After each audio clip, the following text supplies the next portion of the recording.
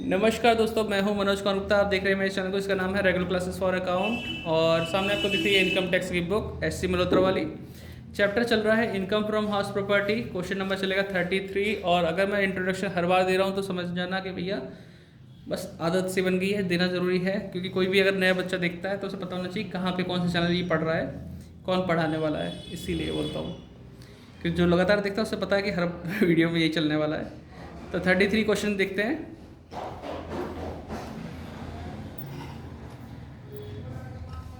अब आपको दिख रहा होगा 33 क्वेश्चन। इसमें लिखा हुआ है mister X and Y having equal share are co-owners of a house property consisting four identical unit both of them occupy each unit each for their residence.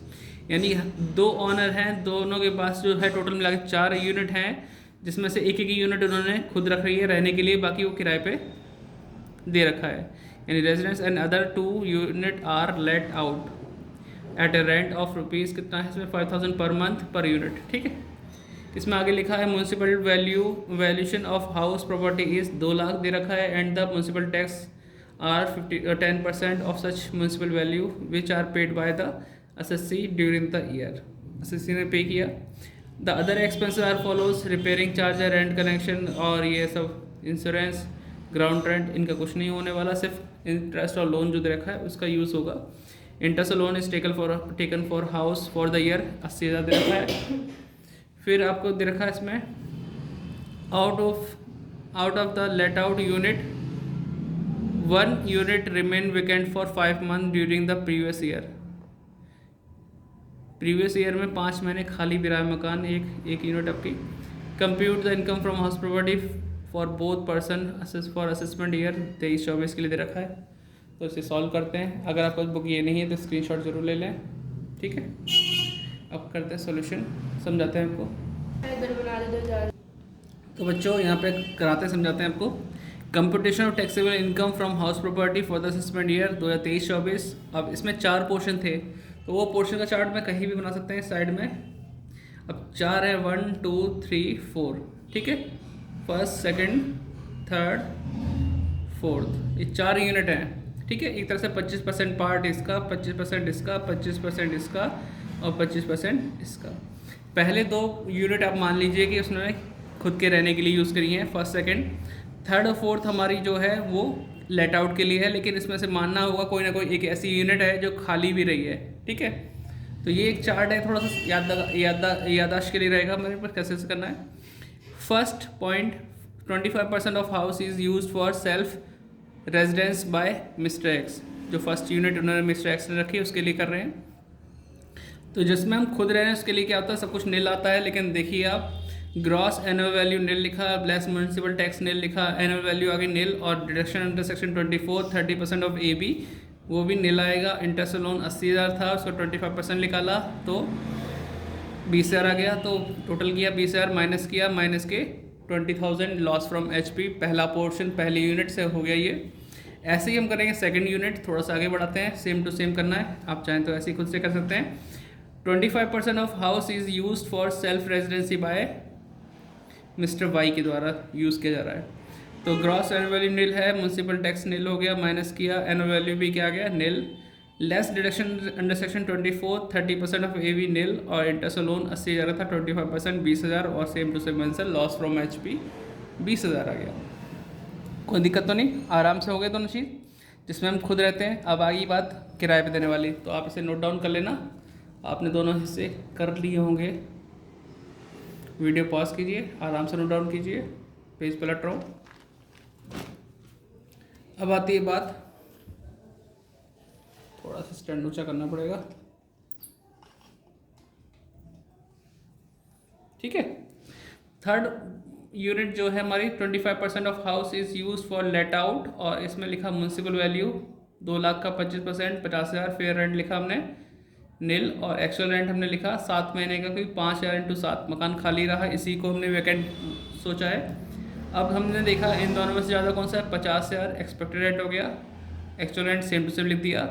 अब आती है बात कि आपको वो पॉइंट याद है कि नहीं है जिसमें मकान खाली रहे, को इस्तेमाल ना करे, तो एक्चुअल रेंट ही हमारा ग्रॉस एनुअल वैल्यू बन जाता है, चाहे वो कम बैठे कंपेयर करने पे, ज़्यादा बैठे, उससे कोई मतलब नहीं, आपका यही चीज़ यहाँ पे आएगी।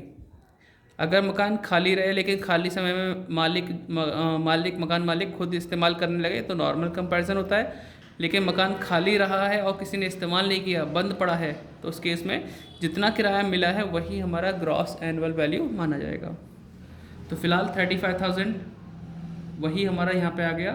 म्यूनसिपल टैक्स माइनस किया हमने, म्यूनसिपल वैल्यू का 10% निकाल के 5,000 आया, और फिर माइनस किया। अब थोड़ा सा ये थोड़ा घिच पिच हल्का सा लग सकता है, आप ध्यान से देखिए, ये मैंने लिखा है 35,000, ठीक है, 5,000 माइनस किया 30,000 आ गया। Less deduction 24, 30% of A B 30,000 का 30,000 है, ठीक है, उसका 30% 9,000 होता है। इंटरेस्ट और लोन 80,000 का 25% 20,000, दोनों को प्लस करें 29,000 आ गया। 30,000 में से 29,000 माइनस किया, 1,000 का आंसर आ गया इनकम फ्रॉम हाउस प्रॉपर्टी। अब इसी तरीके से सेम आगे करेंगे सर, नोट डाउन कर लो आप, वीडियो पॉज करके आगे बढ़ा रहा हूँ। 25% of house is use for let out, इसको सॉल्व करेंगे। म्यूनसिपल वैल्यू वही 2 लाख का 25% 50,000, फेयर रेंट नहीं है, एक्चुअल रेंट पूरे साल भर का मिला है 60,000 आ गया। इन दोनों में से ज़्यादा क्या है हमारे पास 50,000, 60,000 में सेम टू सेम लिखा एक्चुअल रेंट के नाम पर, ठीक है। अब इन दोनों में कंपेयर करो, नॉर्मल क्या है ज़्यादा 60,000, वो आ जाएगा आपका ग्रॉस एनुअल वैल्यू, दिख रहा है, ग्रॉस एनुअल वैल्यू 60,000 आ गया। म्यूनसिपल टैक्स माइनस किया 5,000, 50,000 का 10%, 55,000 आया। Less deduction under section 24, 30% of A B, उसका निकाला 30%, और इंटरेस्ट लोन 80,000 था, 25% निकाला तो 20,000, दोनों को प्लस के 36,500। इसमें से 50,000 में से 55,000 में से माइनस किया 36,500, 18,500 आ गया। तो ये आपका है इनकम फ्रॉम एचपी। लेकिन टोटल कैसे निकालोगे?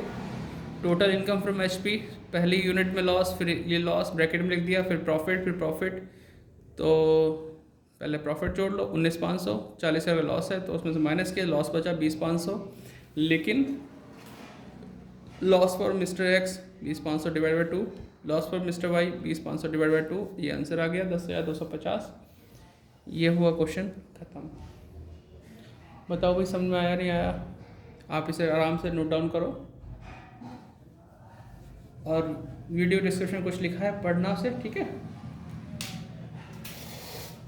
और मेरठ से एक बार कॉल आया था मेरे पास आकांक्षा सोनी का, अब उनकी पढ़ाई कैसे चल रही है बताना ज़रूर।